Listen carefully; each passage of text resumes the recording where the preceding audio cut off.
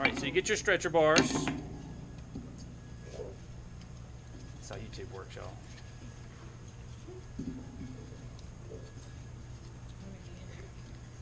Are you gonna post this? Yeah, it's gonna be on Art Highway. Okay, just press it together, and then make sure it's square. Now this is just called carpenter square. You can also use the door jambs because those are square. I keep this in that tools cabinet right over there, and just put it on it like so, and just rack it till it's right. So it's not. See how that bumps up? And that looks like it needs to go that way. So it's square. And if you square two corners, the whole thing is square. What you doing again? So it's not the right angle there. If you need to tap it with the hammer to kind of square it up, you can. Oh, I see what you're doing. Right? Make sure it's equal. And you want to make sure all the joints are nice and tight. That one's so that's a little gappy.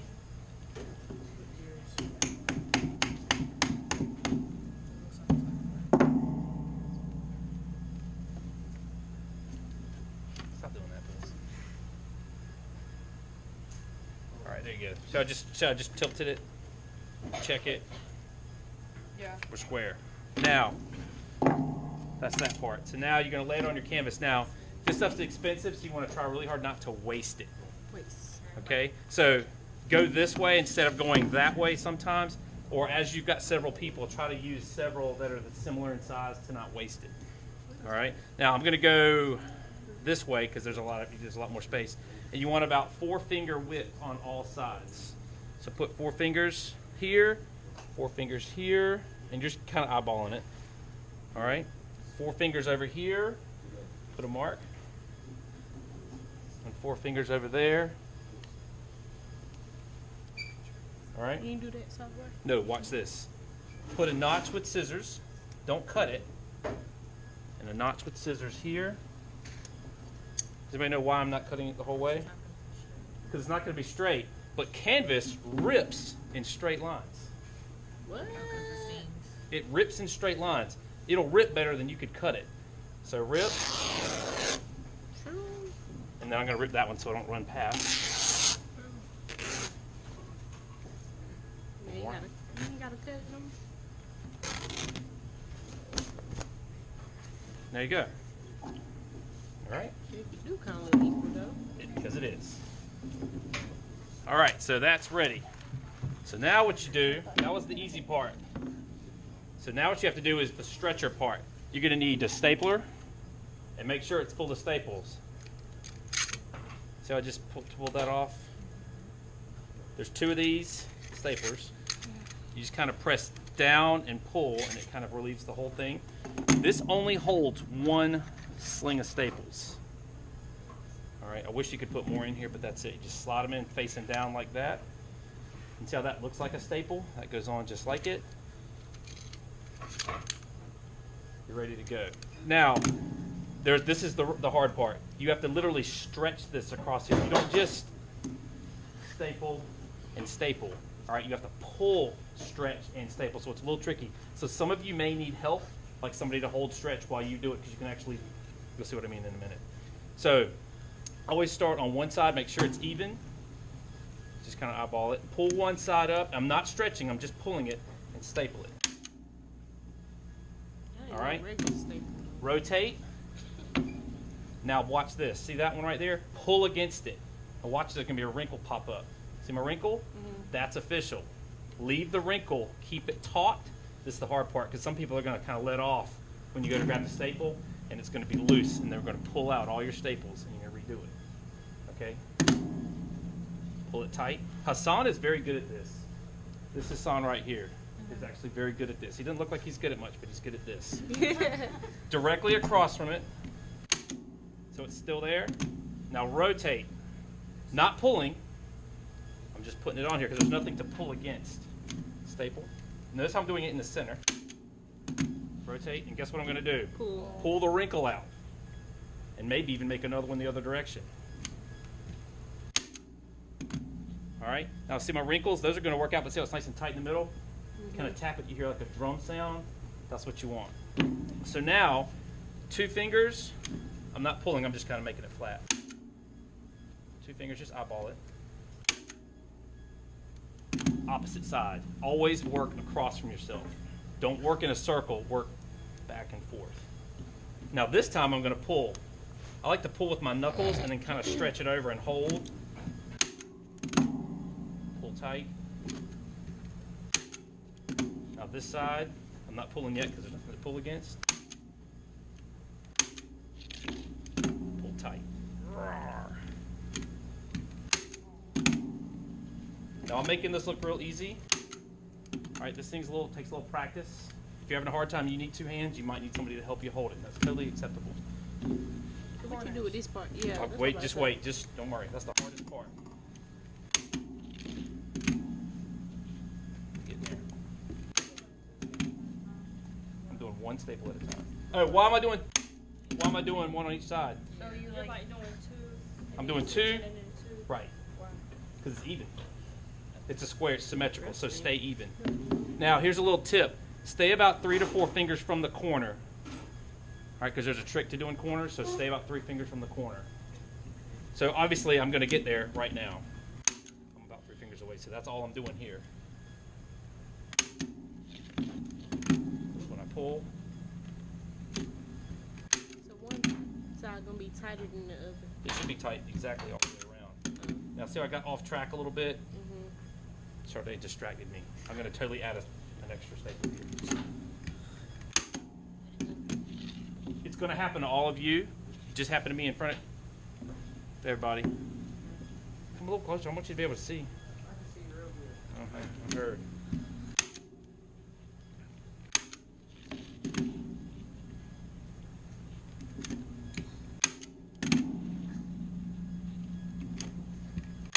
Tell right here there's a staple that I'm not across from, so I'm going to add an extra one here.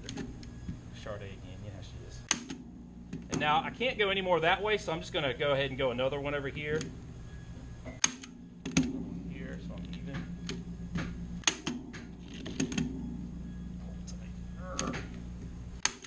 Hurt your fingertips a little bit. All right, now you should see no wrinkles, which you don't.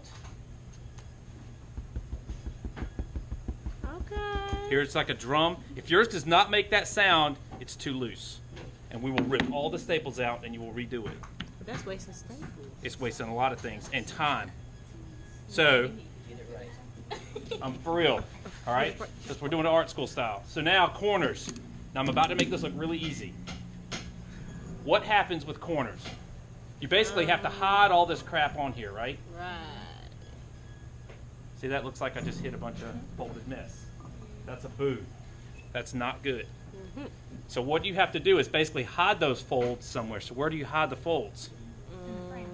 On the edge. You hide it on the corner. All right, so I'm going to show you how to do it. You have to kind of roll the fabric between your fingers and then stretch it. So watch, I'm going to make it look easy. Hassan can do this. He's really good at this part. You kind of roll it between your fingers like that. And then with like this, then you pull real tight and see how my corner is on my, see what's on the corner? Right. It's pro. You See that? Right? You're like, oh, I see. So you pull it real tight.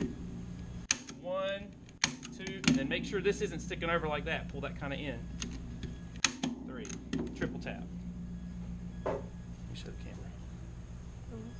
All right. Now, there are other ways to do it. There's this real fancy French way. I don't know how to do it, so I don't. And if you can look it up on the interweb and figure it out, by all means, do it. You gotta lick your twist. fingers. You know what? It helps.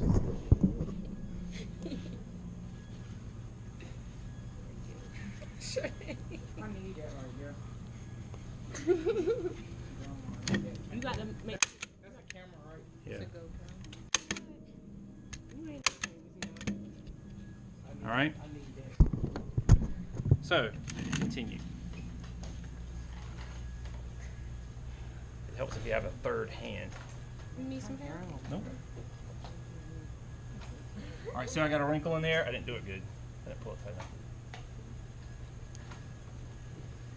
There you go. Now, if you ever go to shows or anywhere there's paintings, starting today, look at the corners. You'll see if they're bad or good. And I totally judged the person who painted it by their corners. Wow. Now, one thing, if there's like a slight little bobble in there, like, well, actually that worked out, but sometimes there'll be a slight little loose ripple. When you gesso it and the gesso dries, it shrinks a little bit, so it'll actually pull out any little baby wrinkles you have. Not big ones, baby ones. So you can. Don't sit down yet. Tired of watching? Who's the one doing all the work?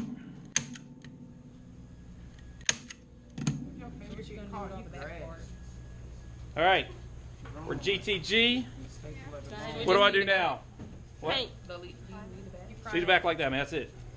So now you've got your canvas. Now you have to prime it. All right. You don't just start painting. Now, yes, you could just start painting on here and it would work, but it's good practice to prime it because it seals it and makes it last longer, makes it more permanent. It makes a better painting surface. So you're gonna get this stuff. It's called gesso. All right. Basically, all it is flat white paint.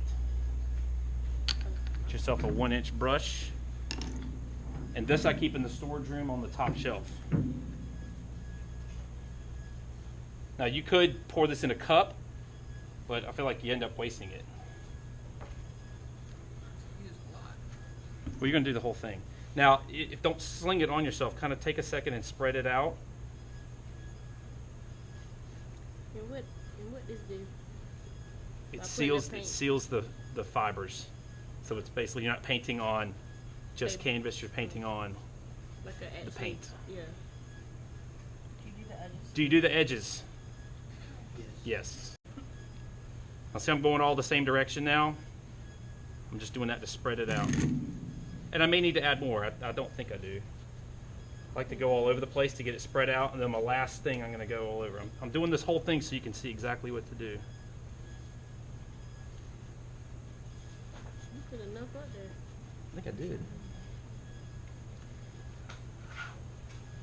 Now, I like to do it right on top of this table for the reason I'm about to show you right now. Get some more. So I'm kind of stealing it.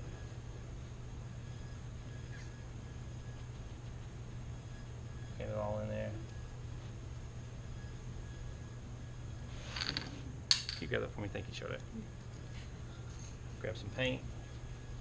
That way you can leave the mess on the table up here. Oh, I see it. Wait, I've been up there. Some people like to do their edges first, and you totally can, but this way you don't have to use an extra cup. And then lastly, steal some more. All right, so I've spread it out real thin. You don't want it thick. So now, everywhere I touched it with my big fingers, take a second and get all, oops, see that? That booger? That's still on there. Get all your brush strokes going the same direction. And you OCD people, you're gonna do this for like 10 minutes, and that's okay. Totally okay.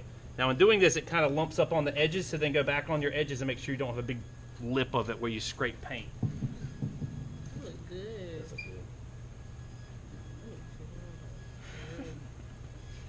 All right, now, what do you do now? Let it dry. Put this somewhere safe. Okay? So with the way you pick this up, don't put your hand in the middle because your fingers are going to poke up and it's going to kind of dent the now wet canvas. Make sure you're only touching the wood on the back. And go set this somewhere safe to dry. The kiln room. Vertical storage is actually what this is for, but these actually will, most of yours will fit in your drawer. So just sit it in your drawer. All right, it'll dry in like 20 minutes. Okay? Tomorrow, after you've done all this, what do? If you would like to, you can gently sand it with like 150 grit sandpaper and then recoat it with another coat and make it like baby butt smooth. All right, but see all these little lines in it? That's my brush stroke. I would definitely sand it before you start your actual painting. All right, so listen, on Monday when I'm back, I'm gonna do a demo on how to start what's called an underpainting. What? Yes. So nobody's going to paint. You can have your canvases ready by Monday, but nobody paint on your canvases till I get back. Capiche?